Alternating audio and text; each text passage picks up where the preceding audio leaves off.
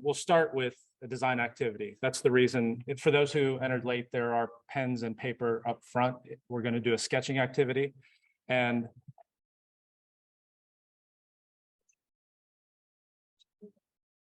I keep seeing this. I'm sorry, Brian. no problem. Okay, we're set. Okay, we're going to take about 2 minutes, 3 minutes, and I'll ask everybody, sketch a superhero problem solver and think about the attributes that this superhero has and make it your own, have fun with it. But think about what is elemental, what's fundamental in problem solving, because that's really what design is. And that's what we'll talk about today. So have some fun with it. Think about, if you had a superhero that could solve any problem in the world, what would that look like? And go ahead, take 2 or 3 minutes, and we will talk about your designs and what I have in mind.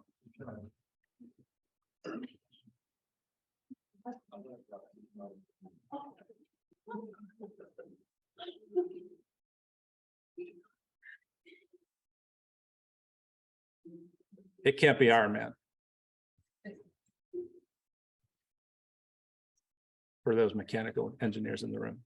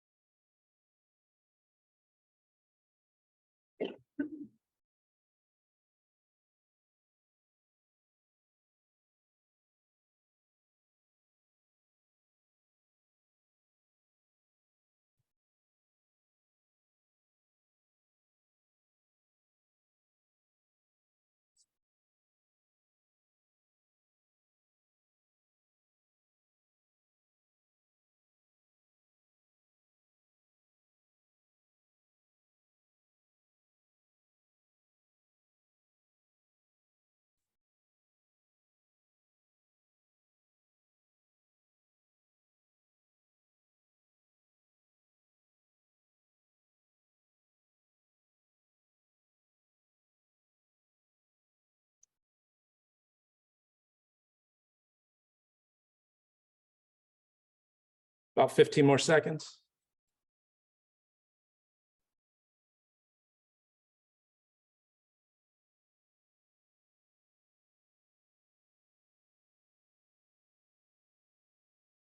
All right. So real quickly, anybody, what came to mind first? Any thoughts as to attributes for the superhero? What did it look like? What qualities did it have? A big brain. Big brain. That's a common one. I had a wing.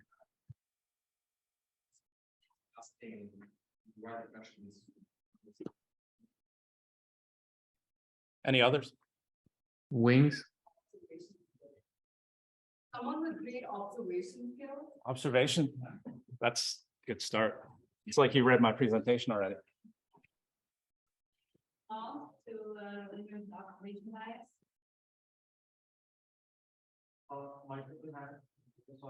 I like it. I like it. I like it. Multiple hands was the answer that was just given. Very close to what I had in mind, actually. I'll share my own thoughts on the matter, and that'll be kind of the basis of what we discuss for the rest of the presentation. And there will be additional activities. Intend to keep this interactive and fun, basically. But my thought is eyes like an owl. Always observing, always watching, always paying attention. Similarly, ears like a bat. Heart like a lion, not afraid to make mistakes, not afraid to even be wrong, but having that courage to solve these problems. Hands that are busy and building like a beaver. And teamwork like a beehive, all of these attributes clearly from the animal world, but combined together, one of the one of the thoughts that I'd like to share is, first, I cheated. Mine's not really a sketch, it's a picture. But in thinking about how to imagine the mindset going into the discussion and going into the problem-solving endeavor, a couple of toddlers in a sandbox. They're always learning. They're always paying attention. They're always watching you, listening to you. They're not afraid to make mistakes. They're always, and if they have something that they want to do, they're going to jump in with their hands. They're going to get hands-on. They're literally dirty, as in the topic of the title of the presentation today. And the reason that I show this image is because when you get stuck in a problem, you don't know where to start. You know you have an open-ended problem. You don't even know what the starting point is. Jump in with your hands. Go to the source. Go to the sandbox. And again, there will be thoughts as far as takeaways to think about after you leave here. But many of you, I talked with some before the session started. Many of you are probably in situations where you have an open-ended problem to solve. In fact, we just got done with our internships this past summer, my course, and a lot of their internship assignments was, we need this thing, go figure out how to make it. And almost in every instance, the answer was, or the starting point was, well, go to your customer, find out what their life is like, find out what they're trying to accomplish. So we'll build upon that for the remainder of the discussion today. And for the purpose of this discussion, I'll talk about product design, but when I talk about product, I'm using a very broad definition of product. It can be hardware, it can be software, it can be services, it can be combinations of any of those three. As it relates to this discussion, it is a product for you. If you don't get some need fulfilled during this course of this discussion, my product has failed and I'll go back and do a next revision. But really, during the course of discussion, I want to make this about what is interesting to you, what might help you learn something, take something away, apply something even more so. So keep questions, raise your hand, chime in, add conversation as we go through. And like I said, your goals are what's important here. It's not me just going through a slideshow. It's about, how does this apply? How can I use this? How can I think differently through a set of problems I might be facing? Because I don't know everybody who's in the audience. I know I got to know some of your backgrounds, some of your experiences. I'm curious, how many master students do we have in here? Mostly master, almost all master students. Okay, that's a good start. So some of you, how many of you have dealt with design related courses already? Okay, a good number. So today we'll talk about the importance. I'm assuming that the importance of getting dirty in the problem solving process is of importance to you. We'll talk about how to explore a problem. And we'll talk about what's next. I'll provide some resources, and there, like the earlier example, there will be some homework assignments, some things to think about in the work that you're doing and the product that you're working with. Out of curiosity, how many of you are working actively either as an entrepreneur with your own product or working in a world where you're working on a product in either as an engineer or as a manager? Okay, good. Great. So these will be the assumed goals. And the interaction for today, have fun. There aren't any wrong answers. Have a sketch notepad and conversational ask questions. So with these things in mind, are there any goals that you'd like to take out of this that I missed? Or is there anything that, given the topic, given that we're going to explore problem solving, anything else that is worth? Okay, if we arrive at something, if you think of something as we're discussing, please feel free to ask. So with that in mind, we'll get started on our second activity. This one is also sketching to an extent. Very simple, design a toothbrush. Again, I'll give you 2 or 3 minutes.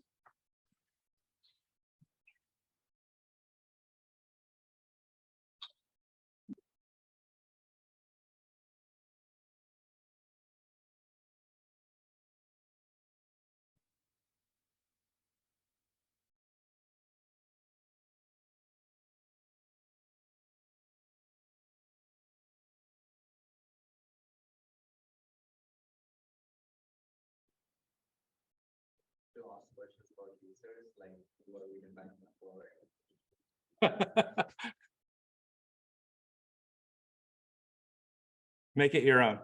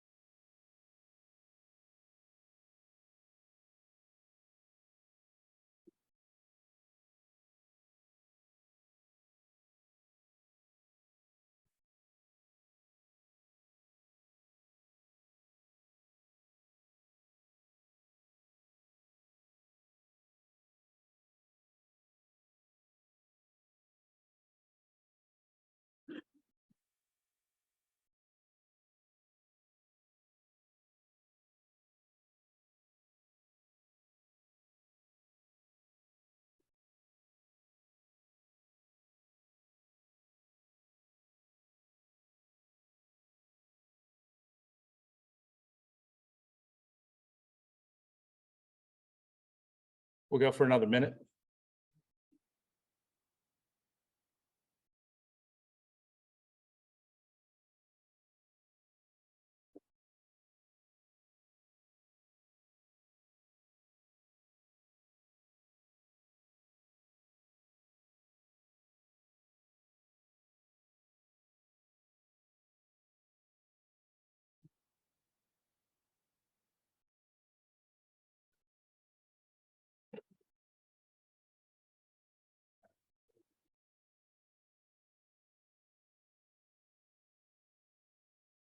Few more seconds.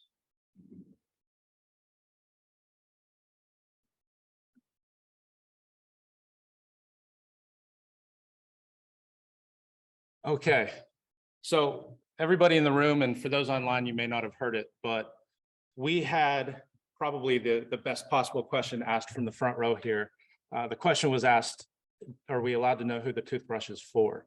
How many people had a user in mind or a type of user in mind as you were designing? Mostly the people that were in design courses. That's one of the key points. So if you were going to design this toothbrush, is it for a dentist, like mass usage? Is it for an astronaut, zero gravity? Is it for a traveler? I mean, we already have the travel size toothbrush, but the idea that designing something just for the sake of designing it, as opposed to designing it with somebody in mind, there's a huge difference. And in order to build into that, even a better way to ask that question, or a better thing to design than the toothbrush itself, is, let's say it's for travelers. Travelers need a way to clean their teeth because they don't always have access to water. So now that frames your design with a purpose. There's a why behind the design itself. So the idea of thinking about both a user and an unmet need is critical in the design process, and thinking about solving a problem for that person, that user.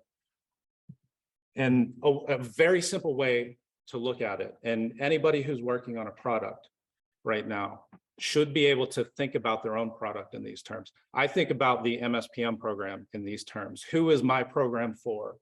And who is it serving? And what need is it fulfilling for them?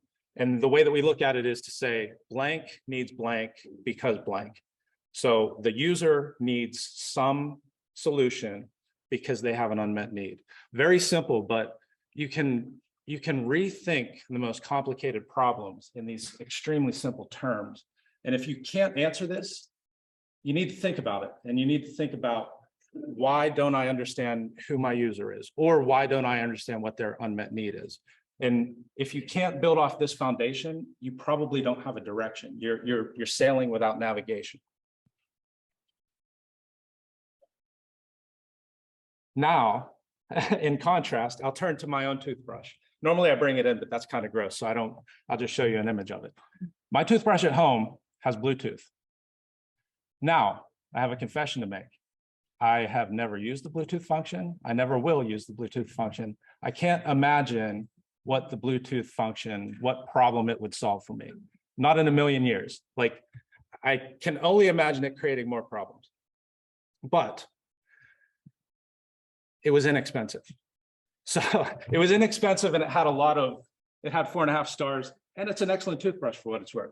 But imagine the design meeting, the pitch meeting for this toothbrush.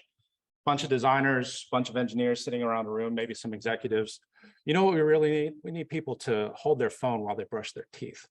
I can't imagine that anybody tested this adequately, or even more importantly, like, so the scenario we have here is we have a tech gadget being sold at 41% off its price because that tech feature is not valuable to anybody. It's not something that you wake up in the morning, you say, hey, I need to go brush my teeth, let me grab my phone. It's if you followed users, if you followed customers in their morning routines, you'd find that nobody finds this practical. And it's not just me, like I'm not the only one. If you read the reviews, they're like all over the place. In fact, this one actually highlights that you can turn the Bluetooth off, like with 3 exclamation points. And I agree with them 100%. So this begs the question, are we using technology in this scenario to solve a non-existent problem? Are we building a cool gadget just because we can build a cool gadget? Or is it valuable to the user? So is this a problem to begin with? Are we solving the wrong problem? And we'll talk about solving the right problem. Any thoughts as to how this Bluetooth toothbrush might have been born? Like, who came up? How would the idea have been generated? How would they have gone about building it and thinking that this is something that's useful? Because I've used this example before. I've never seen a single person in the audience think that that's a great idea. It's not really a great idea, but I can understand that they wanted to make the toothbrush, which will help you time each quadrant for 30 seconds and entirely 2 minutes. Now, that's a good point.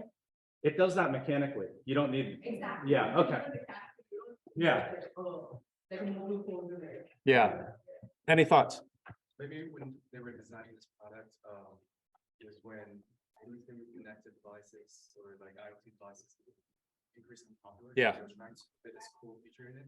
It's like people nowadays trying to fit ML into everything. Yeah. Yeah. Exactly. Yeah. And they're adding a high cost feature to something that nobody wants to pay for. So is the 41% off, is it from because users not really used to this? I assume so. Like I bought mine on an extremely deep sale. Like there's no way they made money when I bought mine. Let me put it that way. You should give them the benefit of the doubt. Do you think that they were targeting like parents who want to make sure their kids like brush X amount of minutes? It's possible. It's possible. I mean, yeah, that's a stretch. But Yeah, you're still asking the kids to use a phone to brush. You know, it's like.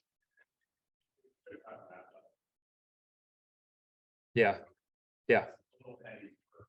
Trendy or just for the appeal of the novelty. Yeah, I mean, in general, kinds of products that become successful, or maybe some products, if we thought about it in the past, the city would know that that's not going to take it. Like, for example, I watched, like, you guys went back 10 years and said, like, you should get a device where you can, like, we can text messages or call something like this. People don't really know it's too small of a screen, or you already have a phone, what's neat, have another gadget. Mhm. Kind of talk. So, really, maybe they're just like shooting in the dark, hoping that. Yeah, yeah.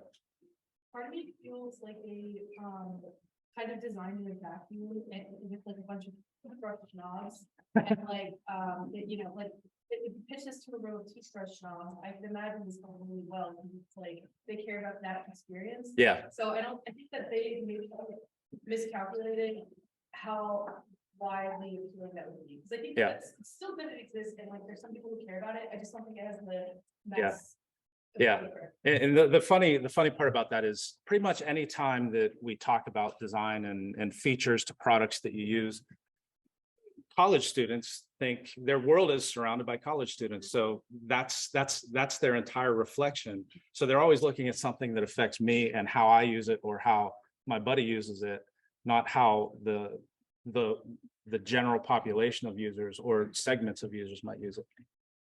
maybe they want their in science fiction movie. Wild imagination of Yeah. Internet of Things. Science fiction. My personal hypothesis, I have no inside knowledge of this, is that this sounds like the kind of idea that a tech executive comes up with and just says, make it happen. Like no idea as to how it will actually be used. It's just like, this is the new technology. We need to implement it, go do it. And like, without that research, without understanding the lives and the processes of the users, they just went ahead and did it. That's my hypothesis. So I'll give you a second to read this quote as it relates to this.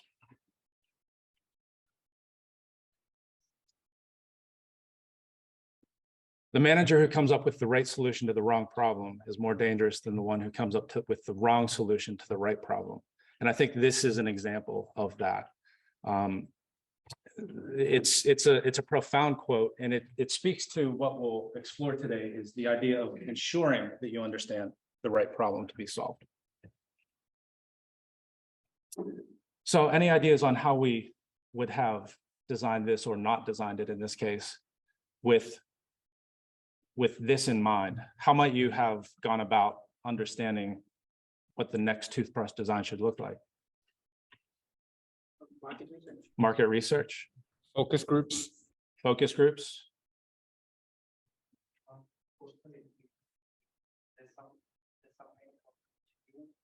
This is a very, I mean, I shouldn't say generic product. This is something which everybody does. It's pretty much given that you might have some experience with the product and you want to. Yeah. It was like the stick on the is pretty much amazing. You can just have a very design and like say on one scale, something like that as category. So another hand, Expert. expert opinion. I think also like see if someone would actually invest in it. Like, Yeah. Are they willing to pay the price? Yeah. Another one of the topics, or the gist of what we'll discuss through the remainder of the discussion is, like, in an ideal sense, your designers, your engineers, your product team, they're observing people through their daily processes. They're having people journey what their morning routines look like. So, in my personal opinion, Bitcoin is also an example of solving a wrong problem, because I never saw anyone paying through Bitcoin. Nobody offered me that I'll pay you $10 through Bitcoin, and I never paid anyone.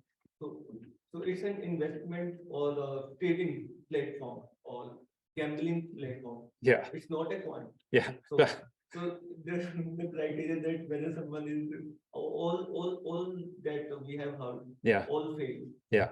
Yeah. And the question becomes, and for those online, the example of Bitcoin as not creating value was raised in the room.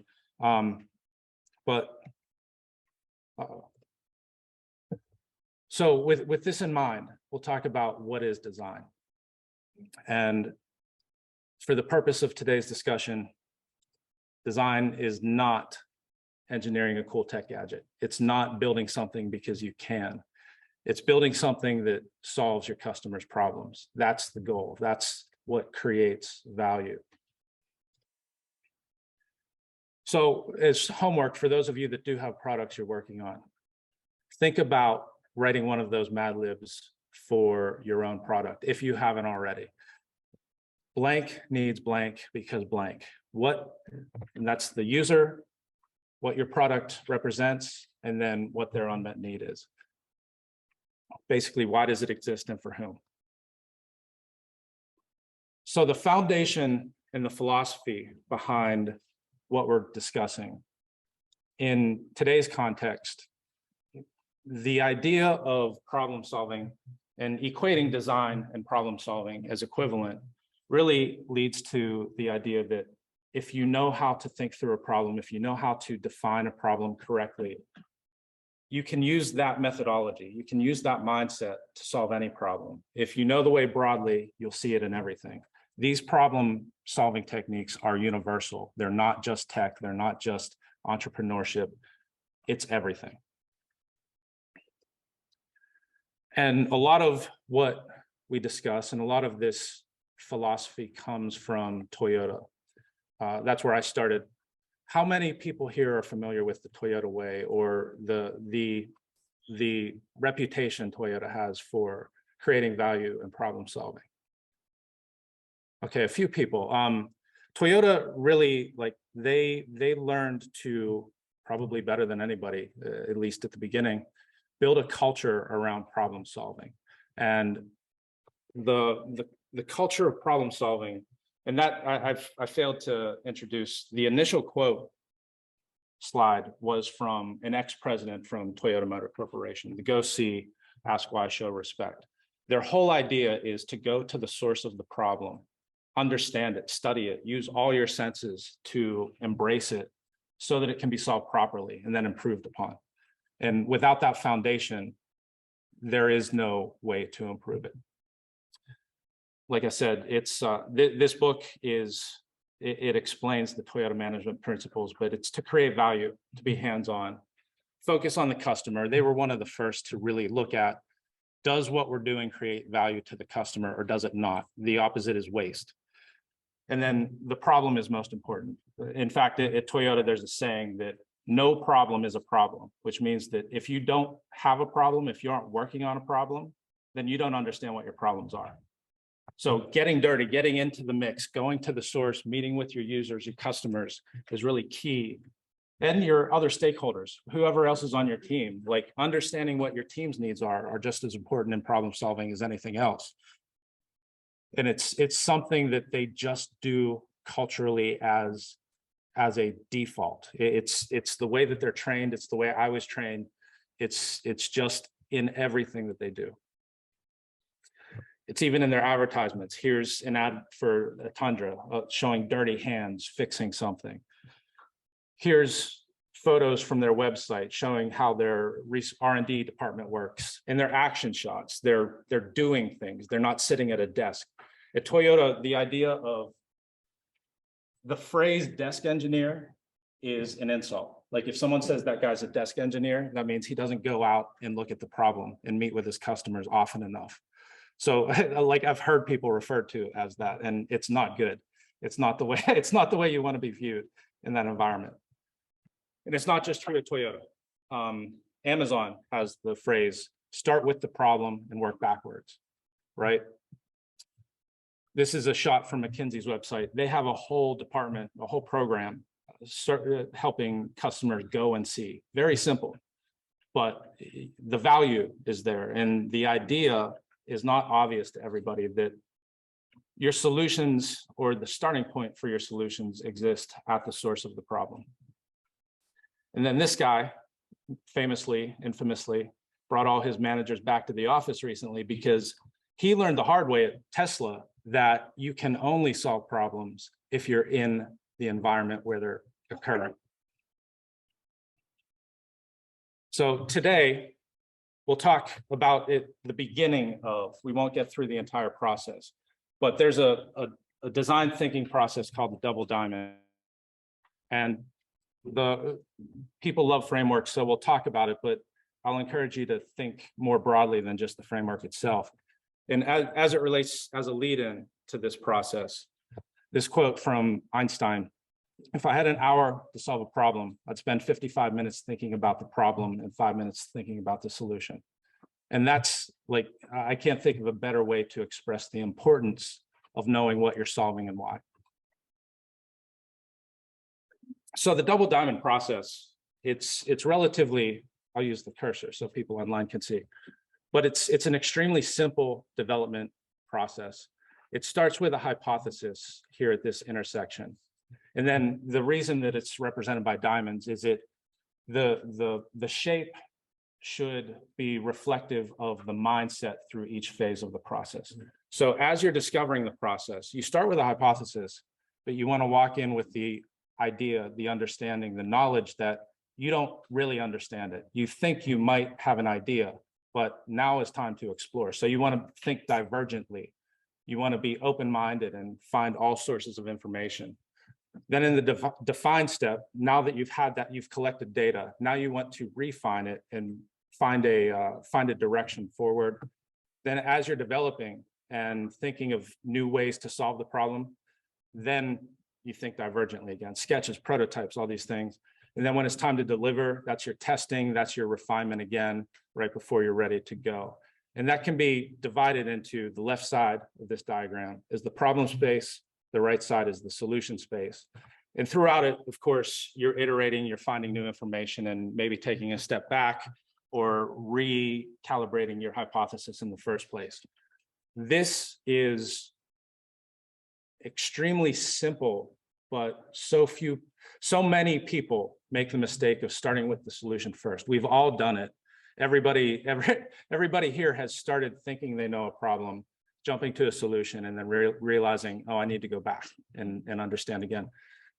Most companies, in my experience, only exist in this right-hand space, and that they're always spinning their wheels and making subpar results because they're not truly, again, like the Bluetooth toothbrush. Well, let's design something and build it without understanding whether there's a problem to be solved in the first place. So we'll go through, in today's discussion, we'll probably only have time to get through the discover stage, but just to give you a sense of how, like this presentation could go for hours and hours, but to give you a sense of how important I think the discover phase is, this is my storyboard for the presentation. The highlighted area here are the points that I wanted to make on discover, and everything else is the other three phases. So like the discover phase is where there's gold to be mined, where there's so much value and so many ways to not do it right that it's just so significant in importance. So with that in mind, we'll talk about that phase. So the goals, as you're discovering, are to collect data, to empathize, and to observe. And like we talked about in the other examples, get to the source, collect data, not just quantitative data, but also qualitative data. How does like in this, how does your customer feel when they're using your product? Like, is it this guy? Because that's not good, but it's excellent data. Asking questions about why he's slamming his head on the laptop there. The mindset. And this is extremely important, and this is why I love that initial quote so much. Be respectful. Understand that the person who you're trying to serve has a perspective. They're looking at the world in a certain way and trying to accomplish a goal. And they're either not accomplishing it in a preferred manner, or they're failing at this goal, and your value proposition is to help them. It's to solve their problem for them. Be inquisitive. Don't assume you know things. Don't assume you know why people are acting the way they're acting. Ask them. And be hands-on. If you can do an activity yourself, if you can be part of whatever their process is, do it. Be there with them. That's called context, and we'll talk about contextual interviews. One reason to not assume, make assumptions about your user. And the example I used earlier, where like if you talk to a bunch of college students about a new feature for Spotify, it will almost be tailored specifically and only to what college students would find useful, and not let's say retired people or anything else like that. So this graph shows basically computer literacy, computer skill by country and by population. So like most of us at CMU are in the level 3 green area there. So we think everybody is, but in reality, you're designing things for people that are afraid of computers or did not grow up with computers. You may be anyway, you may not be. It's important to understand that. And if they're not comfortable, if they're not even like a level 1 computer user, then you really need to understand how to solve their problem in a way that is not your way. And then I love this graph. This is this is from James Clear, and it's a simple Venn diagram of what the facts say and what confirms your beliefs, and how we as designers and problem solvers overvalue and undervalue those different sets of information. And it's entirely true. And entering the process, knowing that you're subject to this is critically important. So back to the discover phase, the tactics. There are many, many, many tactics. You saw all those post-it notes on my storyboard. For the purpose of today's discussion, and it looks like we're about right on time, we'll talk about contextual interviews, 5 whys, journey mapping, and stakeholder mapping. So like I mentioned earlier, a frustrated user might seem like a problem, but in reality, they're the source of the best information you can find. Find out, go talk with them, sit with them, be with them, understand what is frustrating them, what it is that they hope to accomplish, and what it is that the obstacles that stand in their way. And an example that I'll use is, I use this is a barcode scanner, and the story is that I was tasked with setting up basically an inventory management system in which we had a problem at a factory where incorrect shipments were leaving, and it was the #1 defect in this factory. And nobody in the office, because they never wandered out to where the action is happening, nobody in the office had any idea why this was happening. So I was tasked with figuring out how to solve this very open-ended problem. We're shipping the wrong stuff. We don't know why. Go figure it out. So in line with the Amazon and Toyota philosophy, starting at the source of the problem and working backwards, I went to talk to the guy on the shipping dock. And I walked out, like, hey, can you tell me about how we might, what process goes into getting shipments onto the trucks? And then let's see if we can work back and find where the problem exists. And at the first meeting where I was talking with him on the job site, this barcode scanner was set aside. Like, this is his tool for the job. And he was just not using it at all. And I went to talk to him and ask him about, can you tell me a little bit about this barcode scanner? And instantly his shoulders slumped. He looked at the ground. He goes, I don't want to talk about it. Nobody listens to me. Nobody's going to fix it. It's just going to always, because he's getting yelled at for shipping the wrong stuff.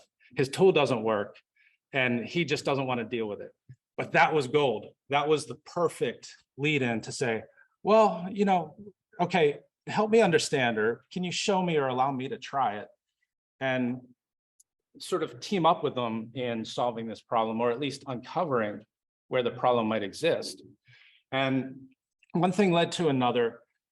And I gathered so much information just from this interaction that we were able to uncover an extreme number of problems. And it turned into this massive project to build a new software system for use inside the factory. But the idea was, short of going and being with him on site in his context, helping him to accomplish the goals that he had and those things that he was being held responsible for, unjustly, I might add. He just felt frustrated, felt defeated, felt like there was no victory possible. But partnering with him, understanding his life, his experience, was everything in unraveling and opening up him in terms of sharing anecdotes, sharing what his struggles, what his difficulties were. And that kind of leads into one way to expand upon an interview like this, or expand upon a stated problem or a surface level problem. This is another Toyota tactic that has been adopted broadly, is the idea of asking why 5 times.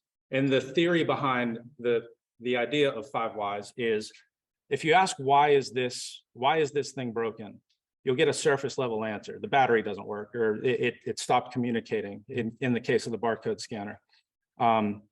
So the surface level problem was that the shipment was wrong, right? Or shipments were wrong. That was the #1 defect in the entire business at the time.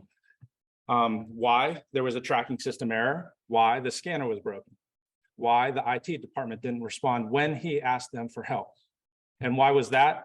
because they were understaffed and their point person was on vacation. So we found that the root of the problem was really in the support system. He lost faith in the idea that anyone was going to help him. So he just gave up and stopped using it, and the problem persisted until we resolved the root of the problem. Another useful way to look at your user's journey, user's experience, is mapping their journey. And this is, it might look complicated, but it's actually very simple. It's the idea that you create a workflow of the task that you are trying to help, really more than anything, their current state task. So if you are trying to observe the way that that an Uber driver finds a new pickup, or like a work process, or a process that your user is trying to accomplish, and then map it out step by step. And then in this case, it's very simple, just like which parts of that process, which steps in that process are delightful, which are neutral, and which are the pain points. And you can start looking at tackling those pain points and what is leading to that frustration, that dissatisfaction. So, and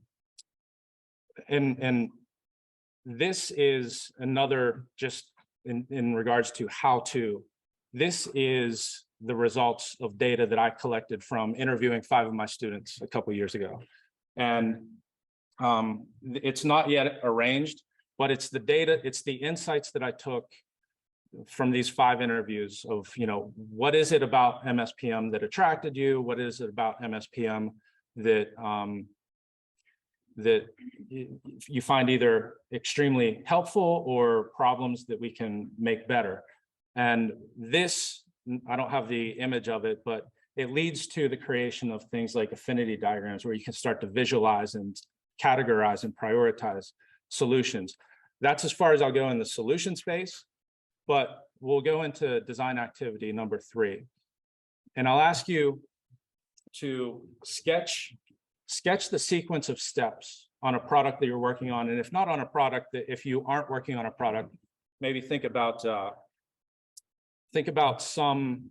your morning routine, and sketch the steps that you take in your morning routine.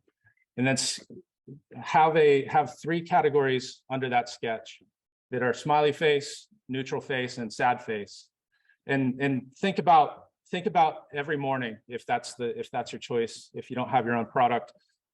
Think about every morning, like, what are the things that I look forward to? The cup of coffee, or what bothers me waiting for the bus, and just think about that. And then, like, even in your own scenario, if waiting for the bus, or if the commute, they're pretty easy ones to pick on. If they're points of dissatisfaction for you, like if you're entrepreneurial, now this is something I can explore. Is this a pain point for everybody else? And is there a way to solve it later on down the road? So again, we'll take a couple of minutes. We'll take a few minutes and let everybody sketch. Just sketch a process, either from your own product or from your life. You can use morning routine as an easy one. Can you repeat the part about the solution? The solution, the opportunity is in those pain points. So we aren't working on solution yet. We're just still documenting, we're articulating the problem, right? And exploring the problem.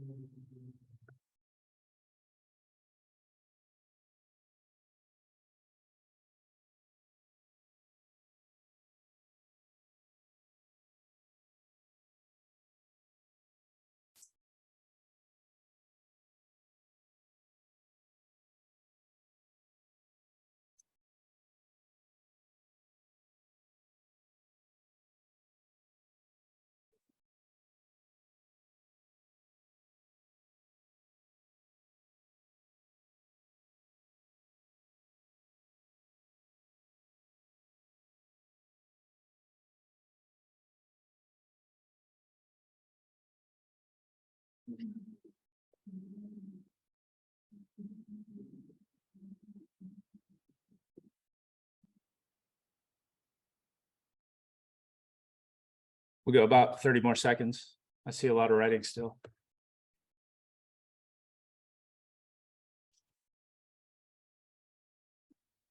Hopefully you can doodle on this in the rest of your classes today. Not that I encourage drifting off or doodling or anything like that.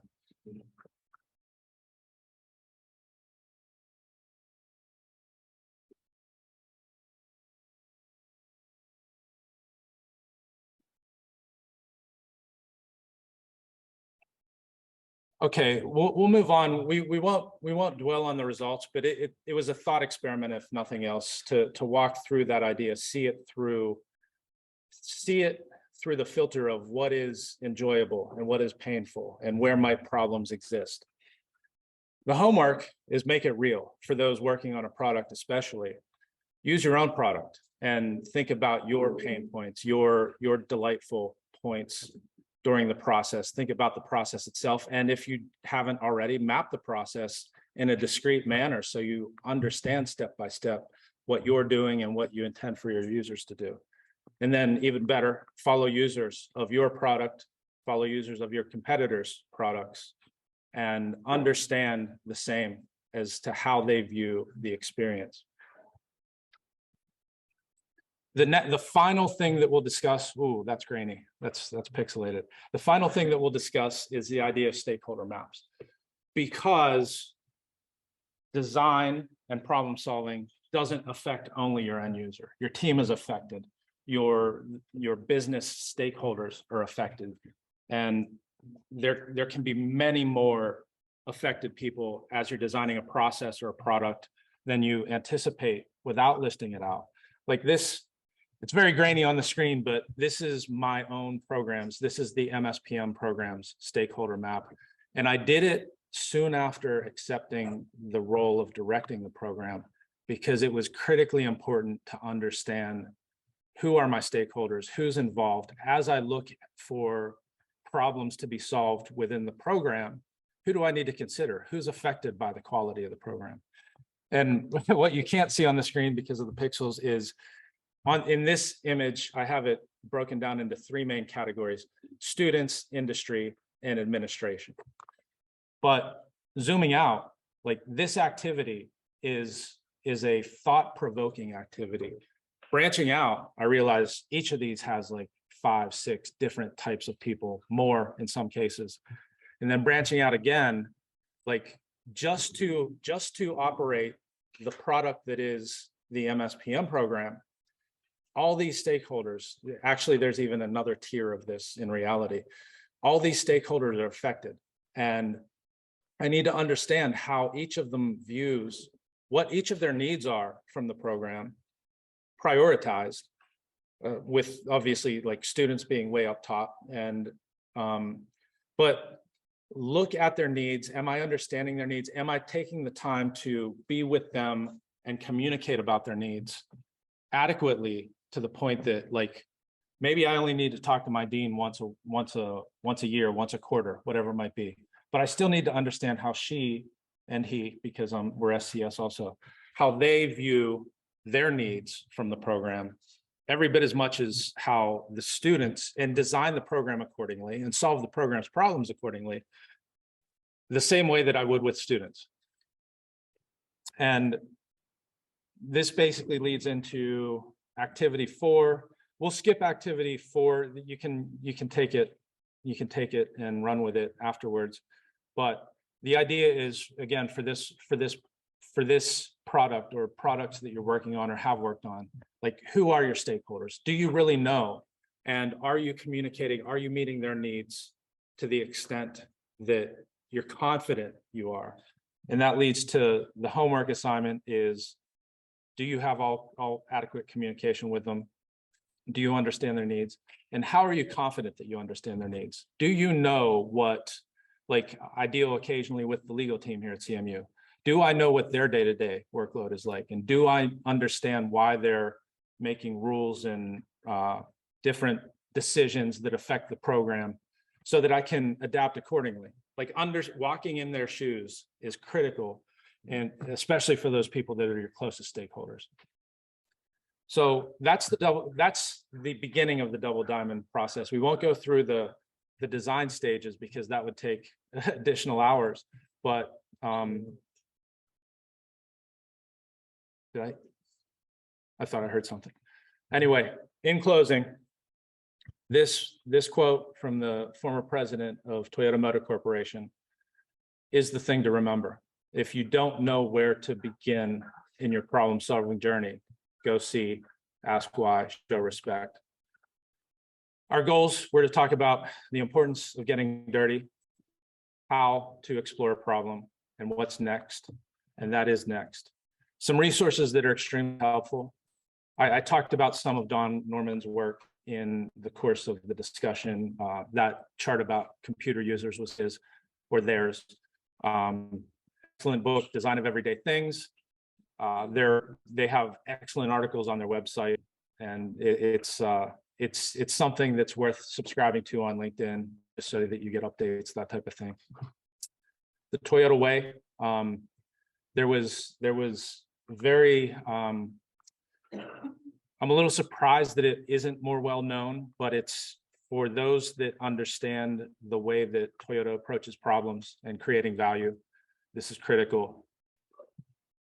And Lean Product Playbook by Dan Olson is a good one. It touches on it touches adjacent to most of what we talked about today, and talks more about finding your market and then creating minimum value products. And if you're really interested in this, you can apply to MSPM, which I expect to see 50 applications today. Kidding, but not really. No, and connect with me on LinkedIn. I'm available. I sit on the 5th floor right above this room, 5400. Please feel free to reach out. I love talking about this stuff. It's a weird obsession I have. So it's kind of my welcome diversion from doing emails all day and paperwork. So happy to talk about this further. And there's a whole, this could be expanded into a whole series. I mean, what we talked about today was mostly a crash course of the HCI for product managers program that we have in the MSPM program. Rami, am I right? All right. Any questions?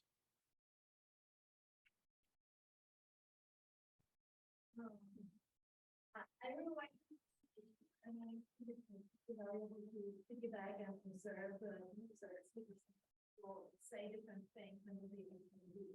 At the same time, I'm thinking, how does this framework apply to slowly cut and paste things for somebody that's something new that people don't have the mindset to get? An example would be like ATM machines. I heard that when people were asked if they would use ATM machines, they said that they would never trust them to use their money. So how do you innovate and encourage? I think that your question reminds me of the maybe quote from Henry Ford about, if I asked people what they wanted, they would have said a faster horse. If you focus on what it is that they want to accomplish, focus on their goal, and then prototype, test and prove that their goal can be accomplished with this technology, then I think it changes the idea that like it's no longer, I don't trust this computer to handle my money. It's, I need to get money, and this computer represents a simpler way to do it, or a more convenient way to do it than going to the bank, right? Because and it gets to the idea of mapping their journey before the technology. Going to the bank is a pain. They're only open during certain hours. I don't want to stand in line. All these things on that journey map would be pain points. So building from there, like, okay, we've identified where the pain exists.